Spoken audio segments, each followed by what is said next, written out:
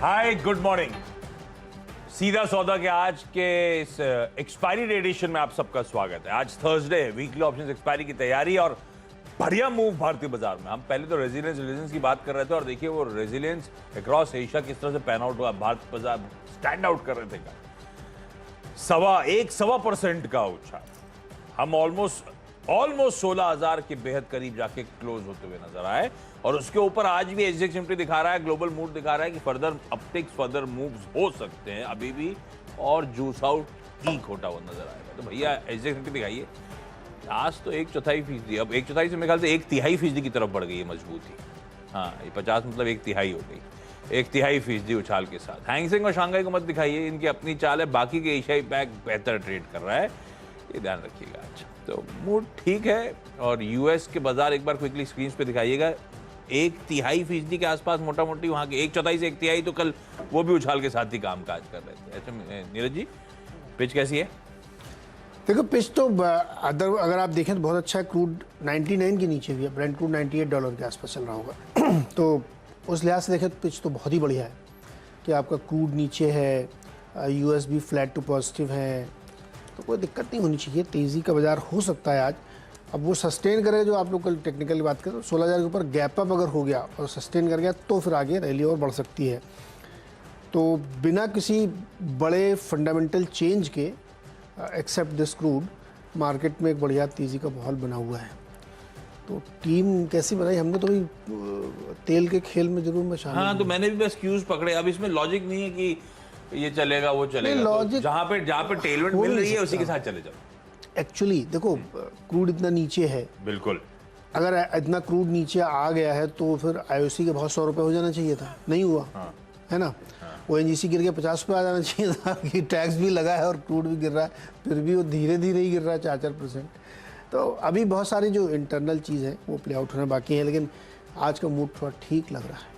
अच्छा, एक्सपायरी है इसलिए कुछ कहना बड़ा मुश्किल है। अच्छा, कंफ्यूजन कल दो तरह के थे। कल बहुत प्रोफाउंड फियर्स थे ग्लोबली रिसेशन के, और दूसरी तरफ उस रिसेशन की फियर इसलिए थी कि कमोडिटीज क्रूड कोलैप्स कर रहा था। हमने जो है वो पॉजिटिव एंगल ढूंढा उसमें। कमोडिटीज का कोलैप्स हमारे लिए पॉजिटिव, कच्चा तेल गिरना हमारी अर्थव्यवस्था के लिए पॉजिटिव। मार्केट देखा था आपने किस तरह से आउट परफॉर्म कर गए अपने सारे एशिया को। तो हमने अपना मूड तो बना लिया, बाय ऑन डिप्स या तेजी, हम अच्छी खबरें ढूंढ रहे हैं, मोमेंटम है। तो मैंने क्या करा, कच्चे तेल पे तो राम है, मोमेंटम की तरफ ही चला गया। तो कल भी उठाए थे पेन स्टॉक्स, उनको मैं कंटिन्यू करूंगा भाई। परसों का सुबह 111 112 वाला ब्रेंट, कल 104 105 वाला, आज 99 पे पहुंच गया है।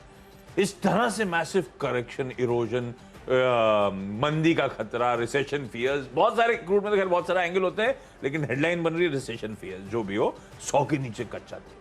और कल भी मैं हाईलाइट कर रहा था कि वो कंपनीज, पेंट स्टॉक दिखा दिए सारे, 4 शुरुआत के पेंट ही रखे हैं मैंने। इन्होंने बर्जर छोड़ दिया था तो आज वो बर्जर पे अपने पास रख लिया।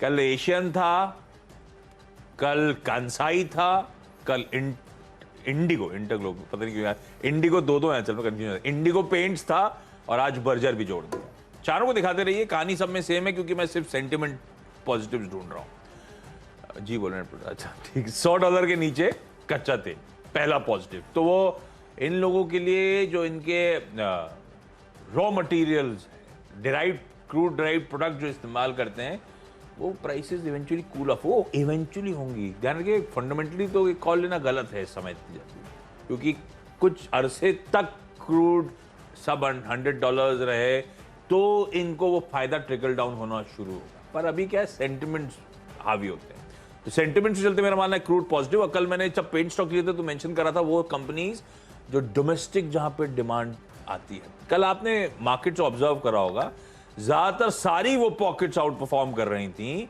जहां पे डोमेस्टिक तड़का, डिमांड मार्केट डोमेस्टिक। तो पेंट स्टॉक्स बेहतर कर रहे थे, एफएमसीजी अच्छा तूल पकड़ रहा था। रीजन जो भी ढूंढे आप, सारे डोमेस्टिक स्टॉक्स, इवन बैंक्स भी उठाइए, क्योंकि वो भी डोमेस्टिक ड्रिवन डिमांड ट्रैक्शन का फायदा उठाते हैं। तो सब के सब उसी तरह के स्टॉक्स थे जो हमारे घरेलू, जहां जिनका बाजार है, इंडियन मार्केट जिनका बाजार है। तो मुझे इवन ऑटोज, तो आप देखिए उस तरह की स्टॉक्स प्रोफाइलिंग में इंप्रूव हो रहे हैं। तो अब कमोडिटीज में खरीदारी से फोकस शिफ्ट हो गया है कमोडिटीज की खपत करने वालों की तरफ, पूरी तरह से मार्केट्स का।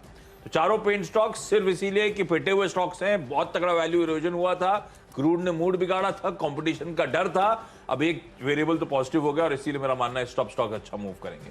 कांसाई कल बहुत अच्छा मूव कर चुका है, थोड़ा सा कॉशियसली ट्रेड करेंगे, लेकिन कांसाई के लिए मैंने कल मेंशन करा था एडिट तड़का कि ऑटोज रिसरेक्ट हो रहे हैं, वो 2 महीने से मंथ ऑन मंथ बिक्री के सेल्स कॉन्फिडेंस दे रहे हैं स्ट्रीट को।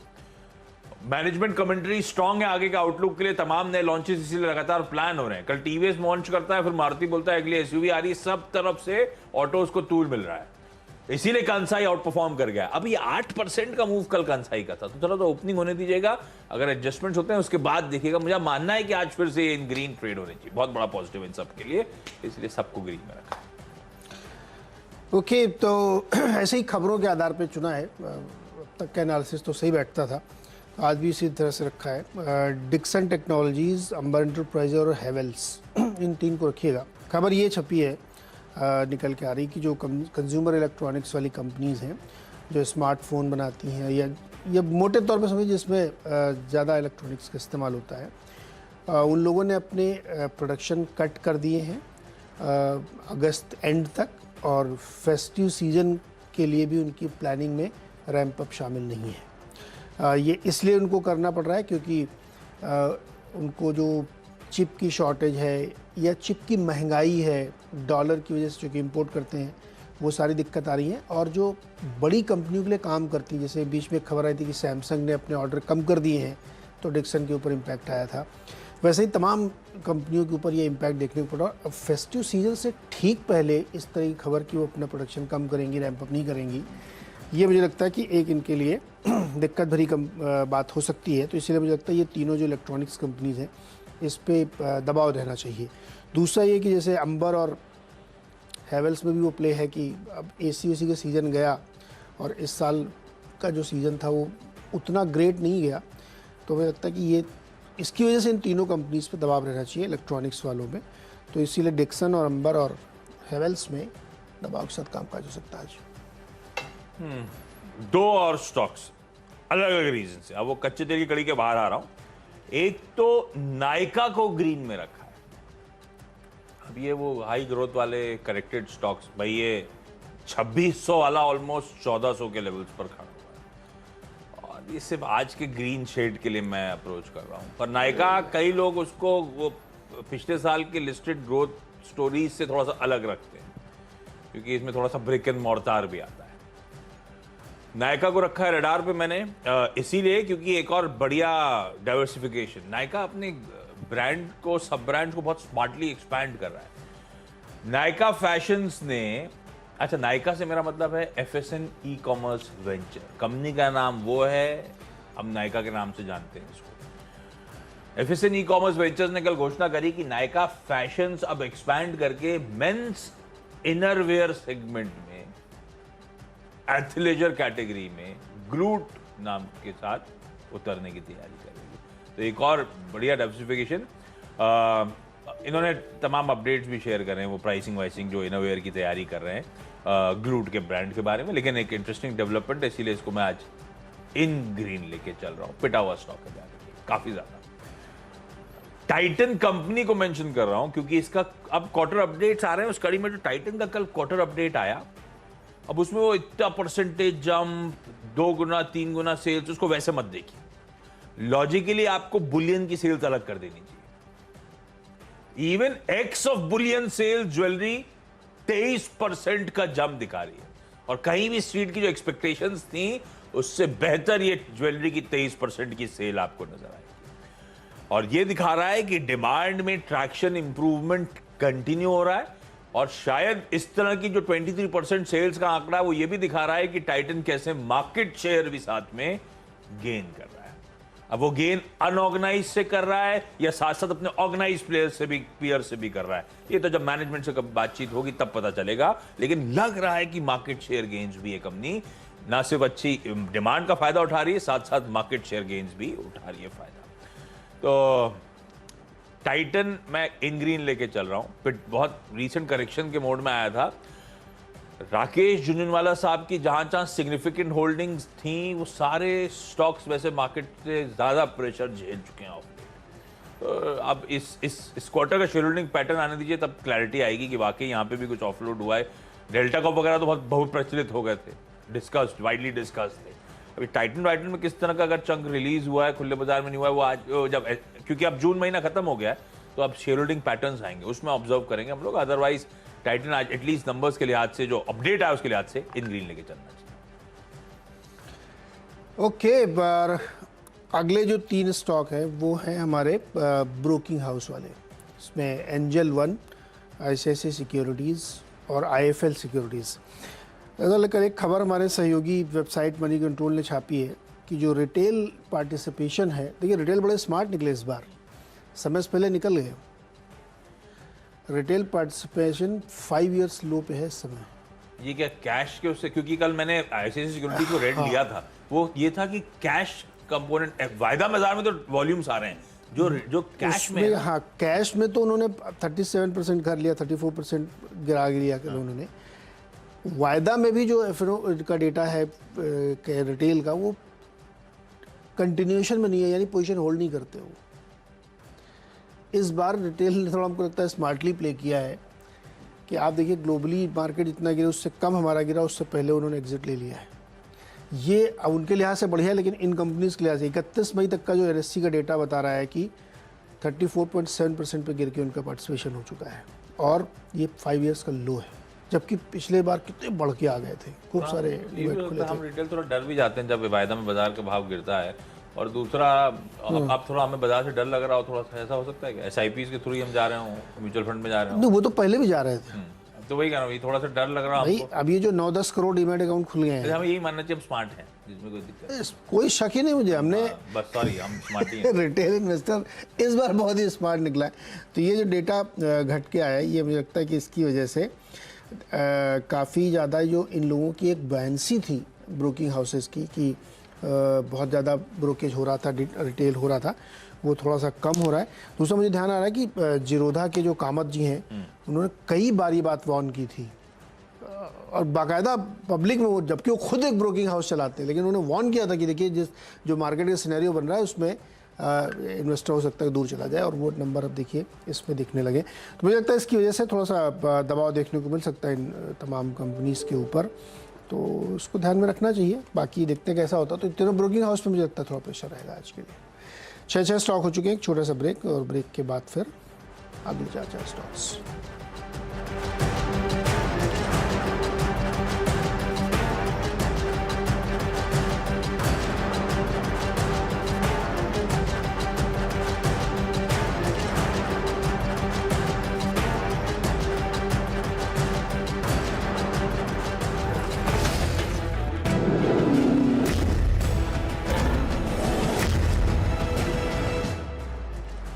स्वागत है एक बार फिर से आपका। और अब अगले जो 4 स्टॉक्स हैं उसमें ऑयल वाला BPC, HP से IOC। देखिए क्रूड इतना नीचे आ गया है, कितना नीचे आ गया, 98-99 के आसपास ब्रेंट आ गया है, तो इनके लिए रियायत में कल भी हमने इनको अपनी टीम में रखा था 2 को, और मुझे ध्यान है कि आखिरी घंटे में HP में बड़े अच्छे मोमेंटम देखने को मिले थे।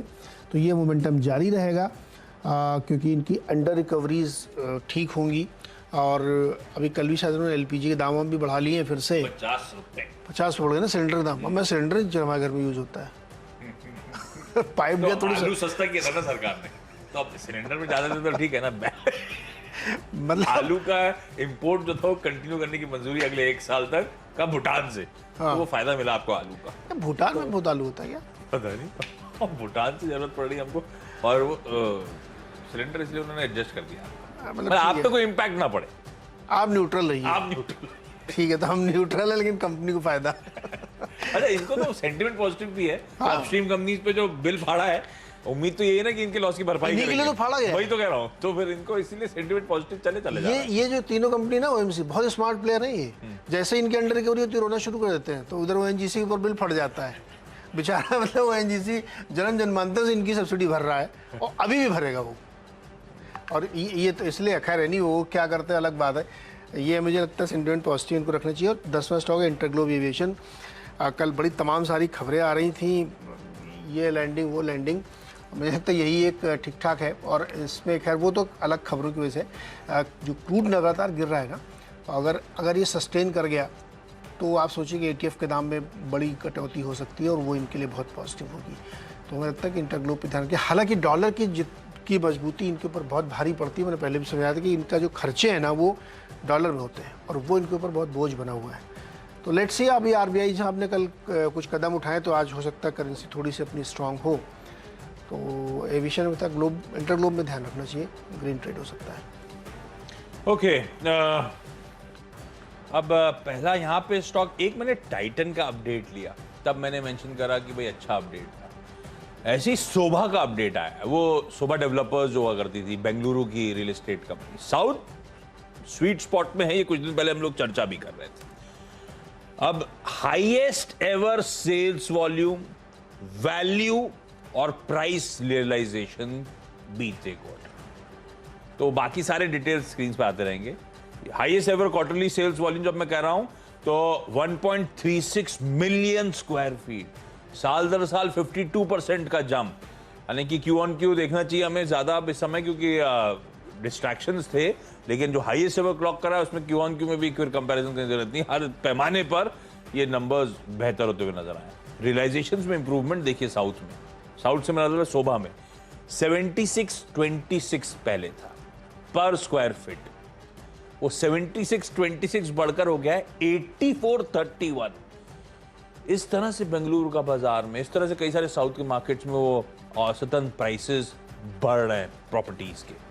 तो और ये कह भी रहे हैं, ना सिर्फ बेंगलुरु है, अक्रॉस प्रोजेक्ट्स इस तरह के प्राइस इंक्रीजेस मिले इनको, मतलब इस क्वांटम के। तो शोभा को रखिए रडार पे। ये जो पॉकेट में जिसमें ऑपरेट कर रही है वो वाकई स्वीट स्पॉट में। हालांकि अब तो ये लोग सब गुरुग्राम वगैरह भी पहुंच चुके हैं, लेकिन वो अलग कहानी, लार्जली रेवेन्यू साउथ से ही। क्योंकि टाइटन का अपडेट स्ट्रांग था जिसमें मैं कह रहा था डिमांड ट्रैक्शन स्ट्रांग है। अब उसमें मार्केट शेयर ऑर्गेनाइज से लिया अनऑर्गेनाइज से क्वेश्चन मार्क है। तो वो क्वेश्चन मार्क को ध्यान में रखते हुए फिर भी मैं कल्याण ज्वेलर्स, थंगमाइल ज्वेलर्स और वो TBZ सबको इन ग्रीन लेके चल रहा हूं आज, सिर्फ टाइटन के रब ऑफ के चलते। और ये सब पिटे हुए हैं। ऐसा नहीं कि टाइटन में RJ की हो सकता है सपोज सेलिंग हो, अदरवाइज भी वो प्रेशर में थे। और थंगमाइल देखिए, पहले कल्याण देखिए, 83 वाला 61 पे खड़ा है, साल के हाई से कंपेयर करके दे रहा हूं, साल के लोज के आसपास 55 के साल के लोज। थंगमाइल लाइकवाइज 1500 प्लस वाला 960 पे आके खड़ा हो गया है। और TBZ वो तो आपकी स्क्रीन पर है। इन सबको आज ही के लिए, अगर टाइटन का रब ऑफ आ रहा है, ब्रोकरेज रिपोर्ट आने दीजिए, देखते हैं किस तरह का, फिर पता चल जाएगा। रब ऑफ आना चाहिए, इन सब के रब ऑफ को होप कर रहा हूं, होप है मेरा। तो ऐसा रडार पर रखिए। और आज के लिए ग्रीन। एक छोटा सा ब्रेक ले लेते हैं, 10-10 स्टॉक हो चुके हैं। जो ब्रेक के उस पार लौटेंगे हम लोग तो इन्हीं टीम्स का एक क्विक रैप अप आपके सामने प्रेजेंट करेंगे।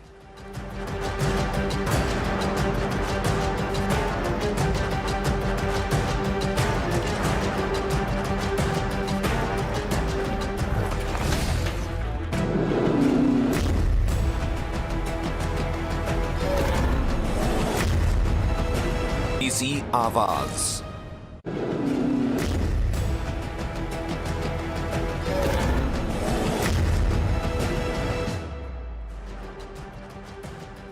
ब्रेक के बाद आपका स्वागत है और मेरी 10 की सीधा सौदा की टीम आप लोगों की स्क्रीन पर आएगी। एक्सपायरी का दिन और लाजली क्या सारे के सारे हरे, और कच्चा तेल जो नरम पड़ा है $100 के नीचे स्लिप हुआ है। Asian paints, Berger, Kansai, Indigo paints रखा है रडार पे इन ग्रीन। नायका एक नया वेंचर मेंस इनरवेयर में उतरता हुआ, इसीलिए ग्रीन। टाइटन कंपनी के अच्छे क्वार्टर अपडेट, लाइकवाइज शोभा के अच्छे क्वार्टर अपडेट्स, और टाइटन के अपडेट्स के चलते कल्याण, थंगमाइल और TBZ को भी रखा है। लग रहा है ज्वेलरी की डिमांड ट्रैक्शन वाकई स्ट्रॉन्ग। ऑयल का इम्पैक्ट कई कंपनीज पे दिखेगा, लेकिन उससे पहले डिक्सन, अंबर और हेवेल्स, इनको इसलिए क्योंकि कंपनीज प्रोडक्शन रैंप अप नहीं कर रही हैं, घटा रही हैं अगस्त तक। और फेस्टिवल की जिस तरह से तैयारी होनी चाहिए, थोड़ा सा एक मतलब ठंडा सा मूड दिख रहा है और उसकी वजह से मुझे लगता है इन पर एक दबाव मिले, क्योंकि इतने बड़े फेस्टिवल सीजन की कोई तैयारी नहीं है और प्रोडक्शन कट है। एंजल, ICICI सिक्योरिटीज़ और IIFL इसलिए क्योंकि रिटेल पार्टिसिपेशन में बहुत तेज़ी से गिरावट आई, 5 ईयर लो पे पहुंच गया है वो। तो ब्रोकिंग के बिजनेसेस के लिए ये थोड़ा सा आपको लगता है डैम्पनर हो सकता है। लेकिन कच्चे तेल की गिरावट, खासतौर पे ब्रेंट की 99 के भी नीचे आना, तो ये बहुत पॉजिटिव है तेल पेट्रोल डीजल बेचने वाली कंपनीज के ऊपर, इसलिए तीनों OMCs यहाँ पे रखी हैं। और इंटरग्लोब एविएशन के लिए भी अच्छा है क्योंकि ATF के दाम घटने की उम्मीद बढ़ गई है, आगे पता नहीं कैसा होगा, तो मैं लगता है इस पर ध्यान रखना चाहिए।